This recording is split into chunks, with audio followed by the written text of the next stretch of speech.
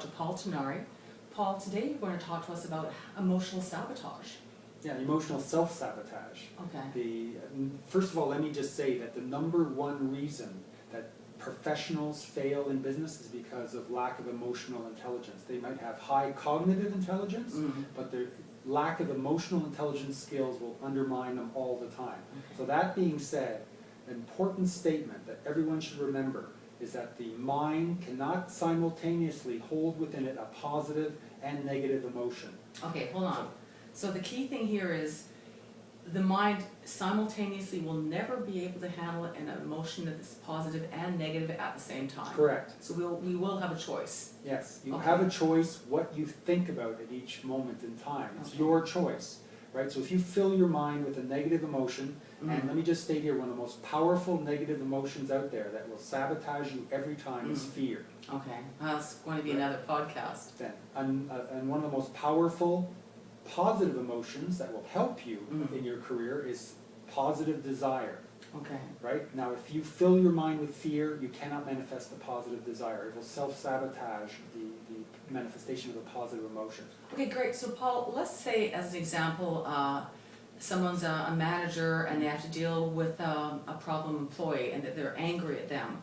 Or maybe somebody's upset with their boss, or they have to go over their boss's head, or there's a conflict at home, or sometime when people are feeling that fear. So what you're saying is, when they have to master that moment in a high stressful situation, and if they're feeling a negative emotion, they can't think positively at that time. That's right. So what can they do?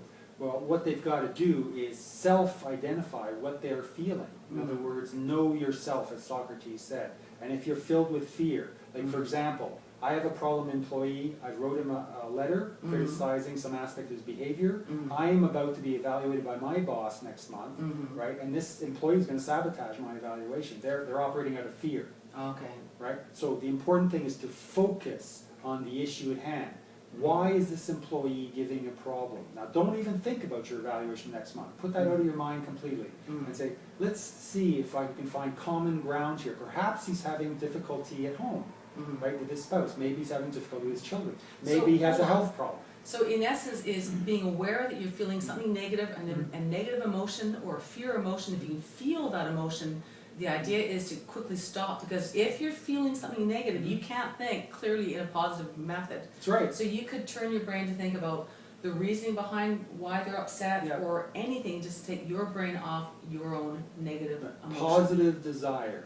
In other words, to solve the problem, and there's only one way to permanently solve any problem, and that is through win-win. That the employee and you both have to win. Excellent.